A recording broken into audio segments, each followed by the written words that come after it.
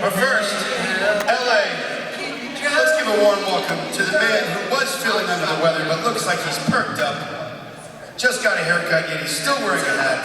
Don't understand. Mr. Justin Segura!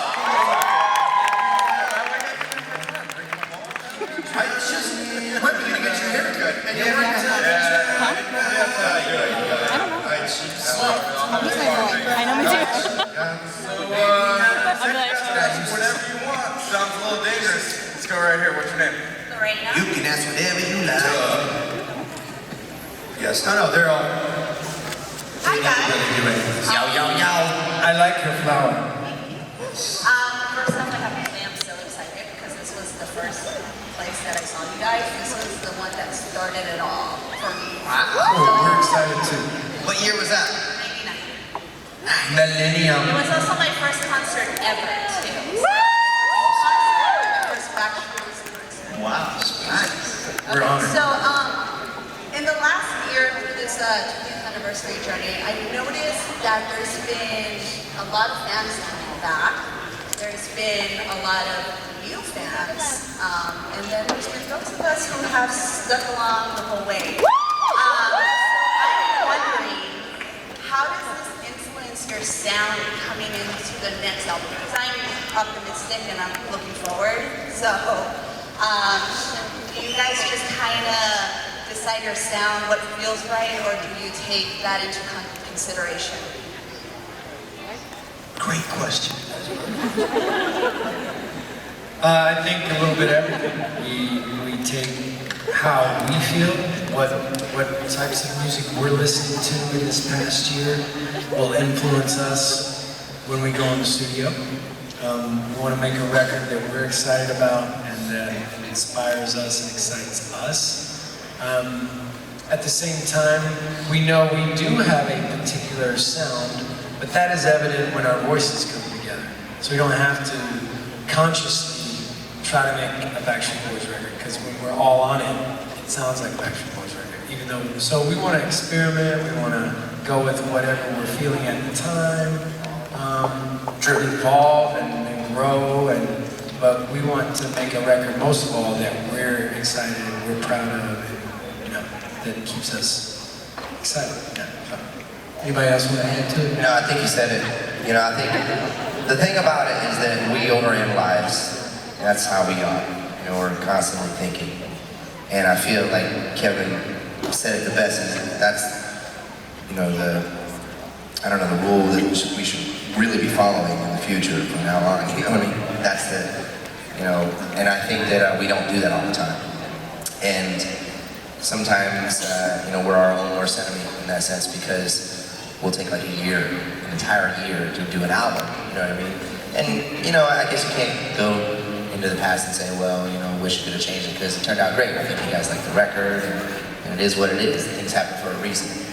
But I think that if you look at it from his point of view, no matter what we put our voices on, it's going to be a Backstreet Boys record. It's like Backstreet Boys doing rock, Backstreet Boys doing pop, R&B, you know what I mean? We can do anything. I think, first and foremost, we're singers. You know what I mean? And we have to feel, comfortable and happy in the music that we're singing and dancing to. It makes us something that excites us. So if we experiment and try something new, so you guys just along for the ride. Sorry, but we're insane and you're gonna have to just do it. We've never totally went off the rails and done something totally way out there. It would be fun to try that. That's something nobody sees coming, that is just like way off in left field. But if you look at our first two albums that ever came out, there's R&B influences there, doo-wop R&B, there's rock, there's dance, and there's straight up pop.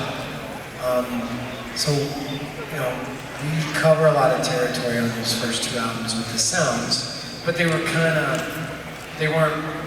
way out as far as the production and stuff like that. So anyway, now I'm over, so Overanalyzing. Yeah, overanalyzing. All right, Justin. All right, let's see. Right here in back. What's your name? My name's Ned. Hey, Ned. Hi, Ned. Hey guys, I'm so sorry it's been like 5.5 years since I've seen you guys, but that's the ex's fault. Anyway.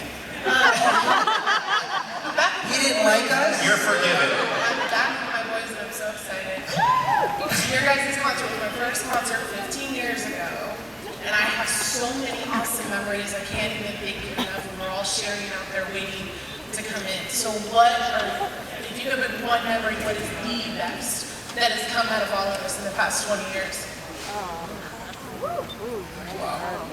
Don't think too hard. Here we go. You see steam coming out of it. Do you mean like performance-wise, or do you mean like achievement-wise? Probably. Sorry. Whether it's performance or just an interaction with a fan, I mean, probably most of us, our best memories are outside of seeing you guys perform. I'm sure all of us, I was listening out in the parking lot, we've all got our own story to tell with each and every one of you. So maybe we'll go with just the fans. What's your best memory with the fan outside of the show? With a fan? Oh, You can answer that question. Either can AJ. I think one for me would be we met with a handicapped mother and her child at one of the meet and greets, and I think her child was nonverbal, and the fact that they would play the music all the time, and that through our music the child became verbal. I mean, that's what she told us. So that's pretty powerful. That's an amazing thing. So that's a pretty good thing. That's pretty clean, that I can tell. there's several fans that I've gotten a chance to meet. We've all met along the way that maybe come in with some sort of disability, and they'll come to a soundcheck party or something like that, and they'll try to show their strength, and they'll try to stand up, and they'll try to take a picture with us. And there's always that next time. There's always that optimistic attitude that they have. It's like, you know what, next time I'm going to be walking. Next time I'm going to be standing on my own. And that's happened before. And those are moments that you just,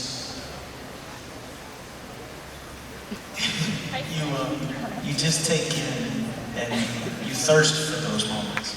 Our music isn't healing. It's the power of music, and it's the power of a positive mind and the effort that you put into it. So seeing people come to us and want to be stronger, want to be better, that's a huge blessing from our standpoint. I think for me, sorry. As long as you don't take mine. No. I promise you I'm not going to take it. I told you.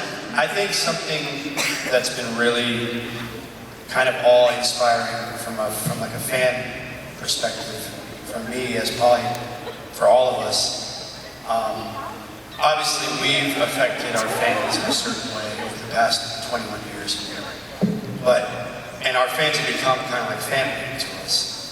To see the love and support that we've gotten since Q passed away, since we lost Q last year, to see all the love and support and how somebody who may not be in the spotlight has even affected all of our fans, and how much love and support that you guys have given Q and his family and us has been amazing. Seeing all the signs in the audience, and just all the different gifts that fans give to Angela and to baby Chloe. Stuff like that speaks volumes to me personally. Because, even if no one knew Q or knew what he did for us and how close he was to us, something like that is pretty spectacular, So it doesn't go unnoticed, and we appreciate it as well as his family appreciates it. So thank you to all you guys. I can definitely say a moment that really touched me a year ago when we released the album. We were honored with the star on the Hollywood Walk of Fame. And I know a lot of you guys were there. Actually, we even have one of our lovely people here who presented the award of the star to us. And it was something that we, besides choosing Max Martin, who's a gentleman that's been with us since day one and helped us create the Backstreet Boys sound, everything that we are, it was his inspiration to us. But actually having a fan's perspective on seeing how we've touched your lives And you know, all the moments, all the different times that you guys talked about, and everybody just coming from all around the world, especially you guys here in LA. I know a lot of you guys were there as well, but I think that day, I don't think any of us did have a dry eye. And that's been one of the first times I think that's happened in quite a long time for us to actually receive an award and to get a little choked up. Stop.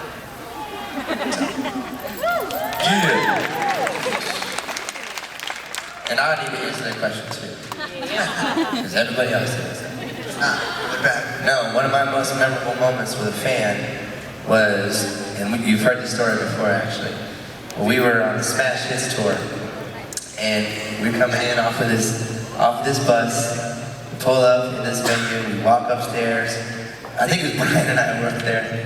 We get to our dressing room, we're like, oh, it's really nice, it's on the second floor. We see two fans just standing there. I'm like, you guys work here or something? And they literally, they have their clothes ripped, like the pants are showing, and like they're like, no, we climbed over that barbed wire fence and scaled the building, and now we're in the room with you guys. I'll never forget that. That was hardcore. We got time It's for those one more, moments. Justin? We've got time for one more. Let's see. We go right up front, somewhere over here. Ray, what you mean? Hey, Susan was at the Soundcheck party last night. What's up, girl?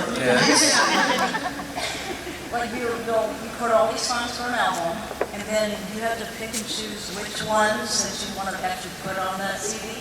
Yes. How do you, this is what we want, that's what we don't want? Because I've heard some songs that you've not chosen, like Fallen Angel, On Without You, Save My Life, and they are just wonderful.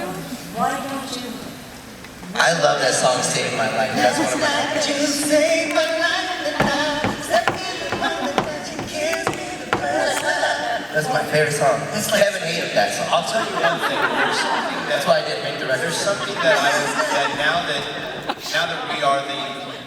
that we're the actual label and we have complete creative control, even though a lot of songs have either leaked on the internet or we put them on there or whatever the case is, but I think it would be cool at some point for us to do an unreleased album of the vault. Every single song that was never released, maybe go back and recut some vocals. They're already all over the internet. Yeah, but still. There's no reason to put them out. Everybody can stream them. Yeah, download them illegally. You know what you guys gotta go do? back and we tweak them and make them sound better. If they don't. You know what you guys gotta do? Is if you guys can be honest with us and give a list, like a petition list or whatever, name all the songs that you guys have. So that way we can go back and see if there's possibly a couple that you don't have. That's a great idea. That's a great idea. Because, like Kevin said, we think you guys got everything. Because now with the internet, AJ plays it in his car and somehow it gets beamed across the world. Yeah, somehow. We understand how you got half of those songs. AJ was like, probably. He always accidentally left CDs in his Well, hotel. AJ, he always makes a rap. Let me answer the question though. There is a voting system. Okay, so every song that we record, it goes on the list. Okay, it's like a graph list, and everybody has a color code. So I may be red or blue. Everybody has a color, and if you vote for the song, it gets colored in the graph. Okay. This is like we overthink crap all the time. Okay.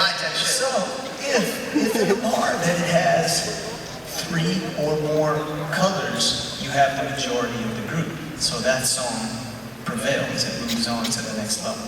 And what we do is we whittle down maybe 30, 35 songs to 20, and then we take 20, we try to get to maybe 14 or 15. And that's exactly how it happens. So that just goes to show you that the song doesn't make the record. It's not one person's responsibility. Nice save. I think that was directed to me. It is democratic. Nice save. Right. But, no, what do they call that? It's like wild card, okay? If someone is passionate. Nobody has a veto. No. Nobody has a veto. You know right about this. If someone is passionate about a song. Someone's passionate about the song, they'll do like you do. Hey, Brian, come here.